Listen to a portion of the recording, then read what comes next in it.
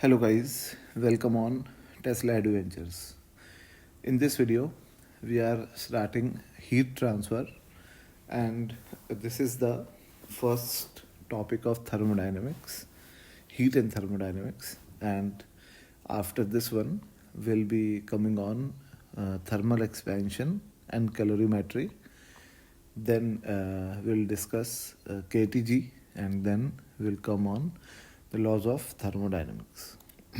So, from this video, we are starting heat and thermodynamics. Now, we are going to discuss about the modes of heat transfer in this video. So, we should know that there are three modes of heat transfer. The first one is conduction, the second is convection, and the third is radiation. We'll discuss about convection and radiation in the next videos, but let us first of all discuss the heat transfer by conduction. So you must have observed in your daily day-to-day life at your home that when you are cooking something in a vessel, then the handle of vessel also becomes hot, and therefore to prevent any type of burn injury, a plastic handle is given in the vessel. So you have observed that the part which is directly exposed to the fire of the gas is the bottom of the vessel, but the complete vessel is getting hot. So there is a heat which is being transferred from the bottom of the vessel to the handle. So this in this mode of heat transfer is called as conduction mode. Now, why it is known as conduction? Let us discuss. Now, first of all, let us see that this is a pin, and when we are keeping this pin on a candle flame, then this pin is getting hotter at this end, and heat is being conducted from hotter end to the colder end. And after some seconds, the end which we are holding would become hotter, and we'll be feeling the high temperature at this end. So there is heat is being transferred from this end to this end. You should also observe that when heat is being transferred from this end to this end, the shape of this needle is not changing, or the shape of the solid does not changes when the heat transfers from it, which signifies that when the heat is being transferred through a solid, then its atoms or molecules does not move with the heat. Okay, so let us discuss how the heat transfer occurs. So if we see this pin microscopically, we'll see the atoms of the pin, and the atoms of solids are closely packed due to the high density of the solid. So when we'll heat this end of this solid, then the atoms here will be heating up, and the temperature of these atoms would start to increase. Due to rise in the temperature of atoms, their kinetic energy will increase, and they will start to vibrate with a greater amplitude and frequency. Due to their vibrations of greater amplitude, the nearby atoms are also feeling this vibrations due to collisions, constant collisions. And due to these collisions, these nearby atoms also starts to vibrate, and this vibration travels from this hotter end to the colder end. And due to these vibrations, the collision are more frequent, and due to collisions heat is developed and the heat which we are constantly supplying here is being transferred from the hotter end to the colder end. And you should also observe that any atom has not left its place and has not moved from this end to this end. In fact, they are vibrating only about their mean position. So the atoms are not moving while they are transferring the heat from one end to colder end, and in fact they are only vibrating. Okay, so you should also remember that in this conduction method, there are two types of conduction transfers, in which the first one is the conduction in a non-conducting solid, and the second one is the conduction in a conducting solid.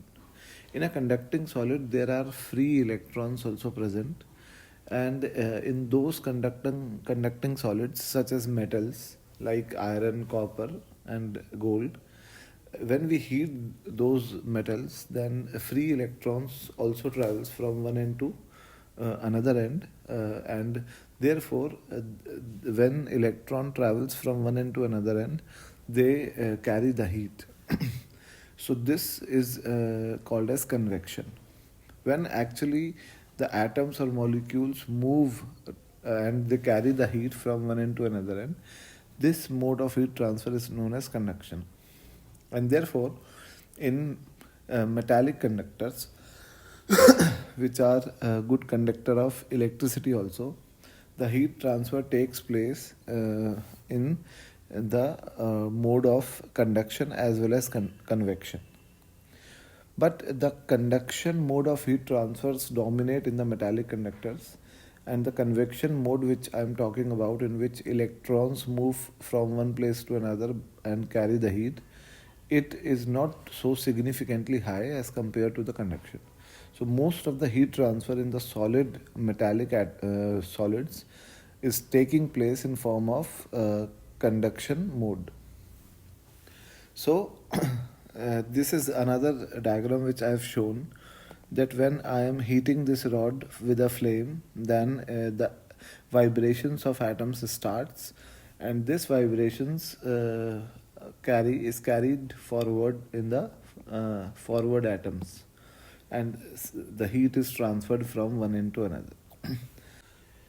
Now let us discuss some important points about conduction, and the first point is the fact that in this mode of heat transfer, atoms does not leave their positions, and they just vibrate with a greater amplitude and frequency on receiving some heat, and they does not leave the position and transfer the heat. Now these vibrations travels from hotter end to the colder end by collisions of the neighboring atoms, and these vibrations carry along the heat.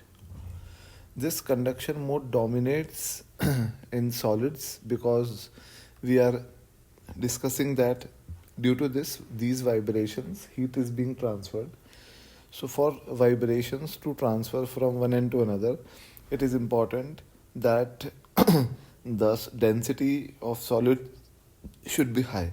So this mode dominates in solid due to higher density. And in gases, this mode is least. The heat transfer through conduction in gases is least possible because the gases have least density as compared to solid and liquids. And in this mode, it is the slowest mode of heat transfer. So you can see that in radiation, the heat is being transferred with electromagnetic radiations, which travels with the speed of light. So those heat transfer through radiation is the fastest mode of heat transfer. But this conduction heat transfer is the slowest mode.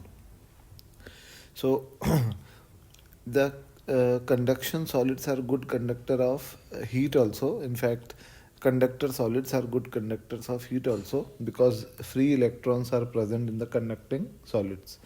We have already discussed this fact that in metallic conductors there are free electrons, and the free electrons moves from one end to another end and carry the heat. So convection of electrons also takes place and conduction takes place in metallic solids. Now in conduction mode of heat transfer, the temperature across each cross section of the solid is different, and it is highest at the hotter end and lowest at the colder end. Now let us discuss this in detail. So you can see this rod, and you can imagine this rod subdivided into different cross sections. Let us suppose that there are different cross sections of this rod. Now what happens that when we heat this rod from any end, then the cross section at that end receives that heat, and it increases its temperature, and it supplies the remaining amount of heat in the forward direction. Now the heat which is received by the another cross section is again utilized in increasing the temperature of its cross section, and the remaining amount of heat is carried further. This process keeps on increasing, and a smaller amount of heat is being transferred from each cross section from the hotter end towards the colder end. Now, in this process, you can see that each cross section is receiving some amount of energy, some amount of heat, and it is utilizing that heat in increasing its temperature, and the remaining amount of heat is being transferred in the forward direction. So each cross section is receiving some lesser amount of heat, and therefore you can see that at any instant of time the temperature of each cross section would be different, because each cross section is receiving a heat after some time, and the amount of heat which it is receiving is also less. So its temperature of each cross section will be different but we can say that temperature of each cross section will be increasing continuously. So the temperature of each cross section is increasing continuously, but it is different at any instant of time, and the highest temperature is of the cross section which is at the hotter end, and the lowest temperature is at the cross section which is at the colder end, which is the farthest end from the hotter end. So in this state, the temperature of each cross section is continuously increasing, and but it is different, and this state is therefore called as variable state of heat transfer, because the temperature of each cross section is variable. Now a time comes when the temperature of each cross section gets saturated and becomes constant, and after that time that heat received by that cross section is, as it is, transferred further to the another cross section, and the other cross section which is receiving that heat again transfers this heat further to the other cross section.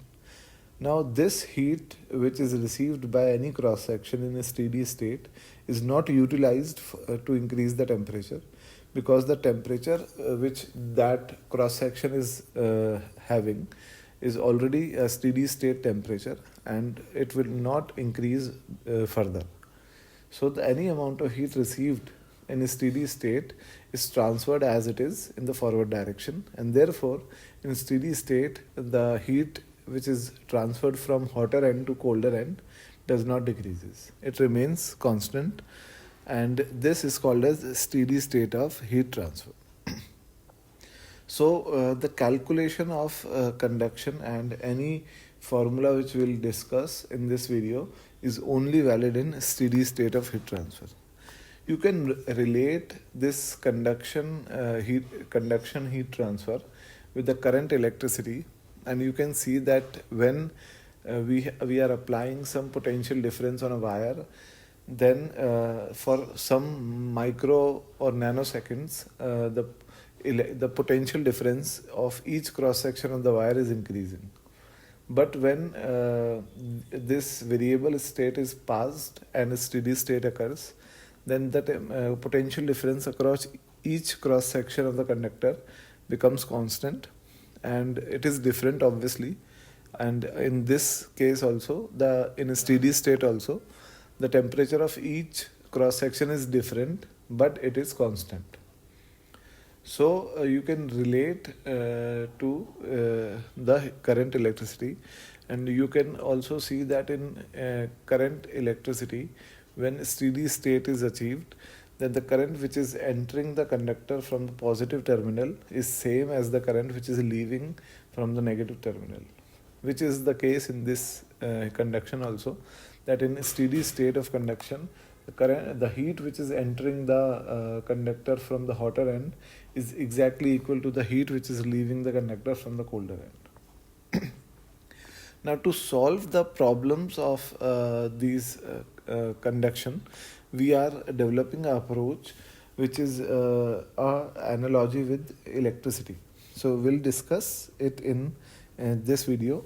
Now we move forward that in a steady state of heat transfer, we are talking about steady state now. So the rate at which heat is transferred, this is dq by dt, and it is denoted by H. H is heat current. This is heat current, and this is the rate at which heat is transferred, is proportional to the delta T, which is the temperature difference between the two ends of the conductor, and it is inversely proportional to the R, where R is the heat resistance or thermal resistance. So you can just see the analogy that electric current, which is dq by dt, where this q is charge, is proportional to delta V and inversely proportional to R. I barabar delta V by R, where R is the electric resistance, this R is the thermal resistance. So these formulae are exactly similar to the current electricity. Now what is the value of this R, thermal resistance? So we can say that just as similar in current electricity, the electrical resistance was L by sigma A, where L is the length of the conductor, sigma is the conductivity, electrical conductivity, and A is the area of cross section of the resistance. So we can also say that this R is the thermal resistance. It is proportional to dx, where dx is the small length of the conductor, and K is the thermal conductivity, and A is the area of cross section. So the dq by dt, which is the heat current, is equal to, let us suppose that it is small temperature, so it is dt divided by, this is R, which is dx, and Ka. So this is the formula for heat transfer through conduction in steady state. Now this dq by dt, I am writing it again, that it is equal to dt by dx, and this dt by dx multiplied by Ka. This dt by dx is called as temperature gradient. This is temperature gradient, and it is also called as the change in temperature per unit length, or temperature difference in unit length of the conductor. This K is thermal conductivity,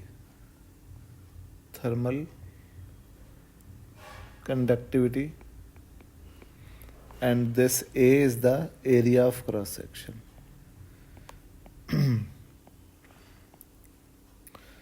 Of conductor. Okay, and this is the heat supplied, and T is the time. Now let us relate the current analogy, and let us compare these quantities with current quantities. So the heat which is flowing in the conduction is comparable to the charge which is flowing in current conduction. Now heat current here is dq by dt, the rate of flow of heat, and electric current is dq by dt, rate of flow of charge.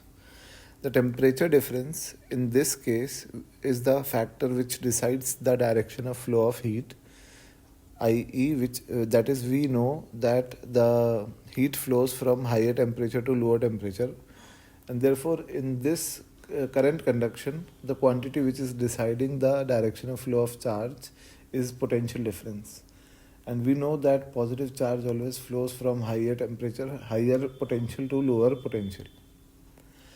Now the quantity here is thermal resistance, which is L by Ka, the resistance offered by any conductor to the flow of heat, and the same quantity is electrical resistance in the current conduction, which is the resistance offered by a conductor in flow of electrical current. This L is the length of conductor, here it is also the length of conductor. This K is the thermal conductivity, and in electricity this K is analogous to sigma, which is electrical conductivity, and A is the area of cross section in both the cases. Now we know that the rate of flow of heat is directly proportional to the potential, this is temperature difference. So we can say that this is the Ohm's law in conduction. And Ohm's law, there we know that current is directly proportional to the potential difference. So the formula which we have already discussed, that the heat current is equal to delta T by R, where R is the thermal resistance, and here it is the electrical current is equal to delta V by R, where R is the electrical resistance. So in the next video we will be discussing the combination of thermal bars, which is the series combination and parallel combination, and we'll be discussing it by the analogy of electrical resistance combinations, which we have already discussed in current electricity.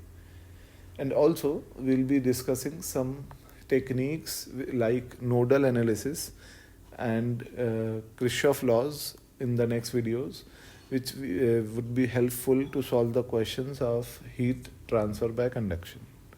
Thank you.